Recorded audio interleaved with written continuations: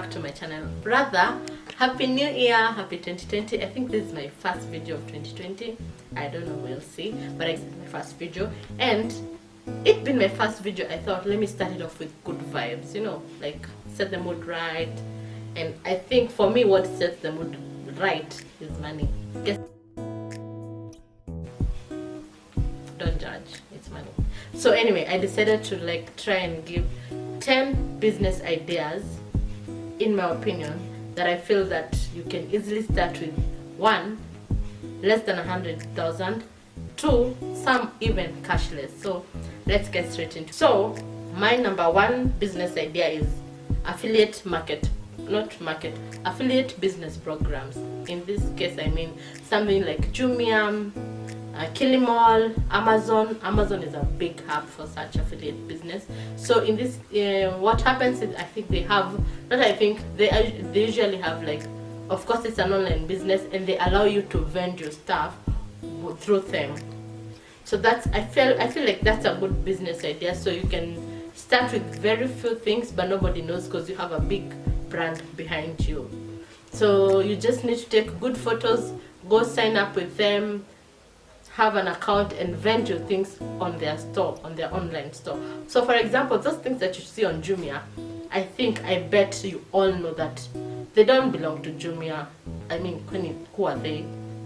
It's a big supermarket, but different vendors. So you too can start something like that. You can go start up with Jumia, decide what you love. You can start with something simple. If you have no money, you can start with simple things like clothing. You just need to take good photos, have an account with them, or rather sign up with them, and then you can vend your stuff through them. You can also do that with Kilimall, and you can also do that with Amazon. Amazon is really great with that, and I feel like people are starting, or rather Kenyans are starting to discover Amazon. So I think it's about time we all get into that bandwagon, or rather wagon. My point number two was boda. Some of this may be because I probably have tried it, or rather I have. So boda is really nice and it's interesting. We don't all can't afford to buy Ubers and put them out there. No, you can start with a boda. So for me, let me just give a short story. How do I put this? You can have a boda. You start, you buy a boda. A bike these days is a boda bike. Around 80 G's, yeah. Just not, you see the super bikes, a business kind of bike. So they mostly need captain, I think. Those ones you can get with around 80,000. Then you can get a rider. You don't have to ride yourself. So if you don't know how to ride, or rather if you have an 8 to 5, you can earn extra chums. I'm sure 80,000 you can easily save. If you have an 8 to 5, that is, you can easily save.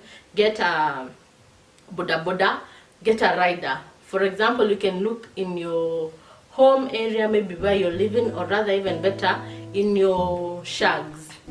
You can look for someone who maybe is reliable but doesn't have anything to do. Like, talk to them and have an agreement, and boda can actually give you some good amount of money.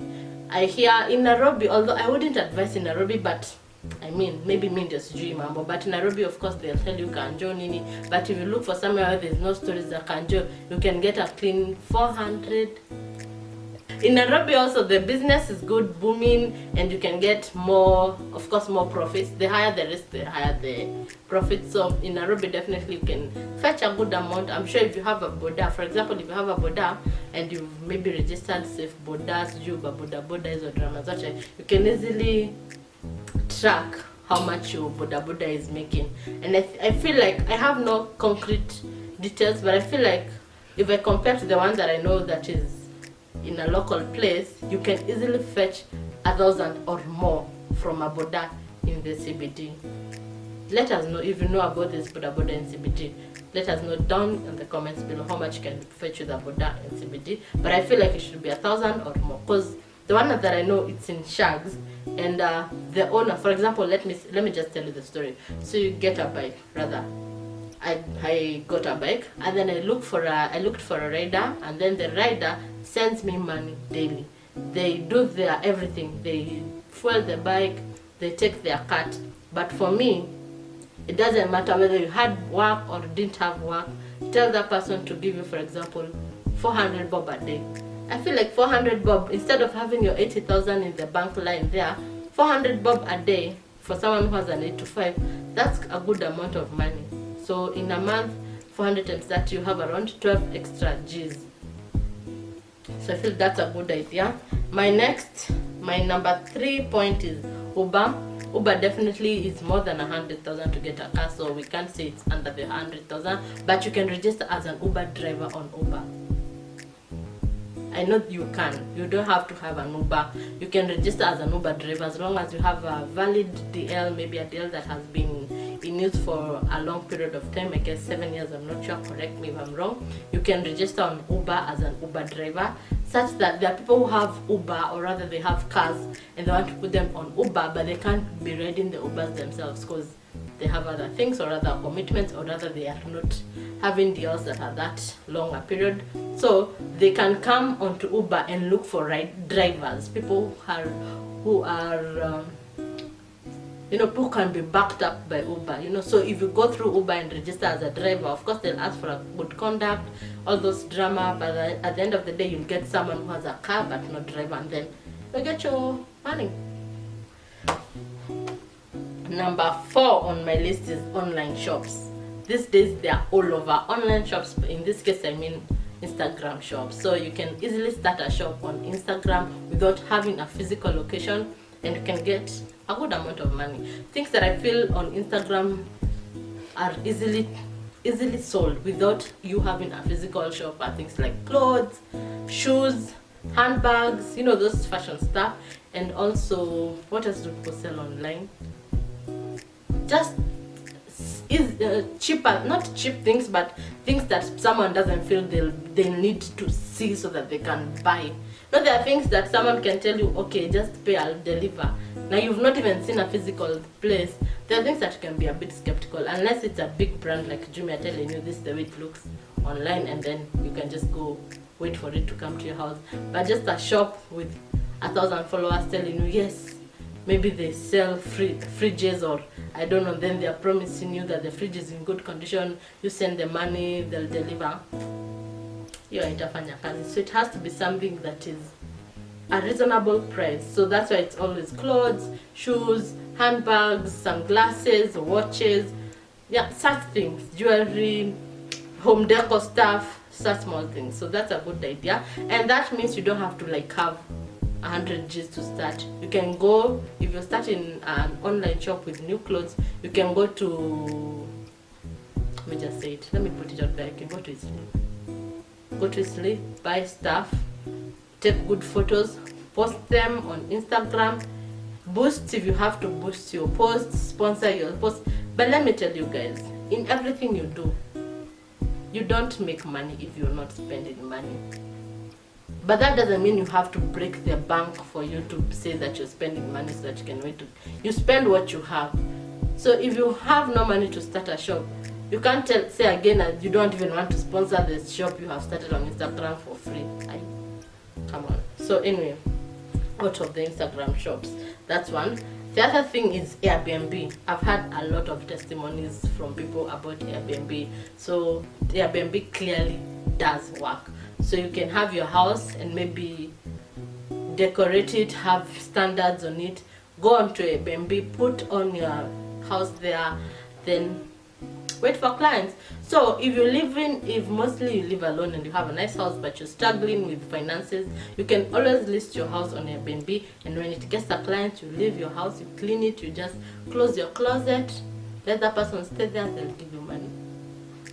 Airbnb is a site where you can get a house or accommodation that is someone, okay, for example, if you're going to Coast, you go on to Airbnb. Airbnb is a site that has homes and houses. You go on to Airbnb, you see exactly what you're looking for, maybe a 1-bedroom house, around which area, and then it will give you all those houses that are available there. So Airbnb are mostly are houses owned by people. So it's another Jumia, but a Jumia for houses. But they're not for sale, they're for rent. So you go onto Airbnb, it's someone's house, but they've put it there so that if you're traveling, maybe if you're visiting, for example, Nyali, and I live in Nyali, I can put my house on Airbnb such that When someone is coming to Nyali and they're looking for a house, they can choose to come live in my house, but they won't live with me. I can live. You stay in my house, of course you'll have someone. Most Airbnbs I've gone, they have like a housekeeper or someone who comes in the morning to maybe do your beds and clean the dishes and all that drama. I don't know if all of them are that way, but that's the few ones I've gone to, they have those people. So that's the person who will check that that person is not taking anything. Plus, in any case, the person who is coming to live in your Airbnb most likely has their details on Airbnb. So it's a matter of trust, and I've not had cases of people being stolen from. I've just had maybe your glasses were broken, which is a cost for business. So anyway, you can go onto Airbnb, you can list your house on Airbnb, then wait for clients, and that's a win. It's still your house, but someone is helping you pay rent. For those few periods when you have clients, you can go stay with a friend. Or rather, you can just have an extra house if you have the money. Number 6 is freelance writing. This I have heard a lot about. These ones we've had since the days we're in campus. Everyone is like, oh, freelance. I personally have never tried, because let me be honest, guys, I know myself. Mimi, I cannot try freelance writing. It's not for me, it's not my cup of tea. I cannot sit down and research someone's homework and send it. Apana, that is not me. But if you're good at, you're a reader or I don't know, a researcher, I don't know what traits you need to do freelance, you can actually try it. If you have maybe internet and you're free in the house and you love researching and doing what, you can just try and do freelance writing. Yeah. So number 7, a bakery. You can start a small bakery. It doesn't have to be a physical shop. If you know how to bake and you can swear by it, you can start making cakes at home, looking for a nice background, maybe at the counter of your kitchen. After you're decorating your cake, you take a photo, post it on Instagram. Again, you can sponsor it. Tell your friends that I make birthday cakes. That is if you're a baker. So if you've done, or rather you love baking and you feel you can always do something about it. You can start a small bakery in your house. You just need an oven and the ingredients. Number 8 is cleaning services. By this is you can clean people's offices, people's apartments, yada on a more, what do I mean, professional level. So you can approach people but not as individuals. You can approach people as companies. So you can go tell maybe management of an apartment, I can wash you the apartments every day. Maybe apartments, people wash their own houses, but my veranda and the stairs needs to be washed every day, and I doubt the caretaker can be able to wash it every day. Depends, but most of apartments that I know, they're usually cleaning services who come clean the staircases and the verandas and the corridors every day. So that's an idea. Offices and all that. Number 9 is soap making. This is very cheap, very easy. These days people make their own soap, make their own jigs, make their own what is it called, air freshener, those freshen things. Those chemicals are sold at a very cheap price, so you can easily go buy the chemicals, make your own soap, liquid soap most of the times. And I feel like to make around 10 liters you will spend around 400 max. Actually it's cheaper, jik is more expensive. It's around 230 bob, if I'm not wrong, to buy those materials. So I'm thinking for 10 liters you will spend 230, you've spent around 23 bob per liter. Then you can put them in smaller containers and sell in shops, mostly shops. I feel like shops these days are a lot on stores. You walk around with their soaps in a kapepa somewhere, you go tell the people, well, no, they have to wash their shops every morning, and they can't be making soap to wash the shops, and they can't buy. Okay, they can buy, but most of them will buy those people from people who are vending around. So you can always do that. You can walk around selling to shops, or you can even brand. You can go to the next level, brand your soaps and look for space in maybe a supermarket, or rather you can also, there's this shop my friend told me in town where they have space for anybody's stuff. It's kind of like a supermarket, but it's a shop. So it's someone who's opened a stall. Then if you've started something on your own and you don't have like a market, or rather you've you've tried maybe taking to supermarkets and people are not taking, like the supermarkets are not buying into your idea, that lady is always open. You pay her monthly, I think monthly around a G or 2,000 if I'm not wrong, for shelves space, and then your things are there, and then you can come check your stock every now and then. I feel like that's a good idea. So point number 10, last but not least, is daycare. So I feel like daycare is something good in this time rather in these modern days. So what I was thinking, the idea I have in mind of daycare in this sense has to work with very close friends or relatives or people who actually know you and your character. So I'm not targeting, okay, you don't have to target like the whole county, but you can if you want to. But just your neighbors, people who know you, you go talk to them, tell them, by the way, I want to start a mini daycare for a maximum of around 5 kids in my house. So if you're interested, I can look after your child for 200 bob a day. You just bring them with food and toys, and maybe if they're allergic to anything, just a small list of what not to do or what to do for them.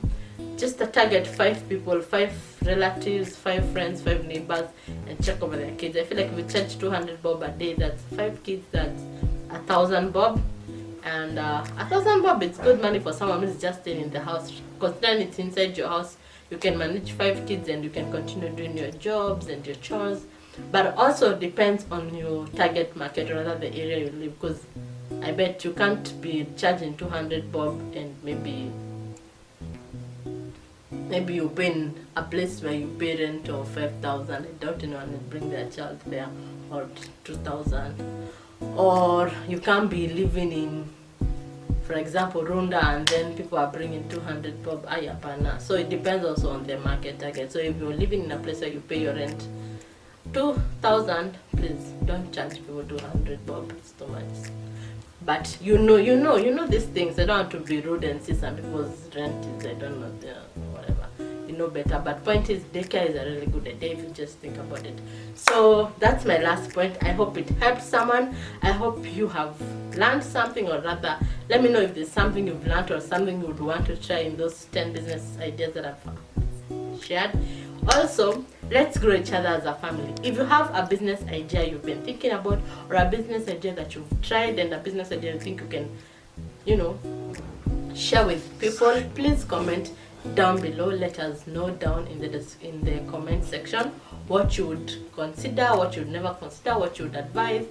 Let's grow each other. What I believe is that lighting someone's candle with your candle doesn't make your candle go off. If you have a business idea, don't be scared that you'll share it with someone and then biashara yako itapungua. Trust me, you won't lose even 1 coin from your business, because we have market for everyone. We have this space for everyone in this country, or rather in this industry of business entrepreneurship.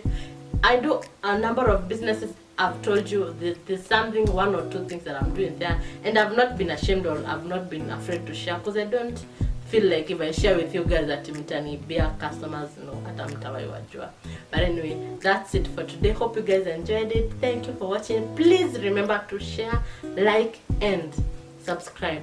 Let's get to 500 people. Please subscribe. Thank you. Bye bye.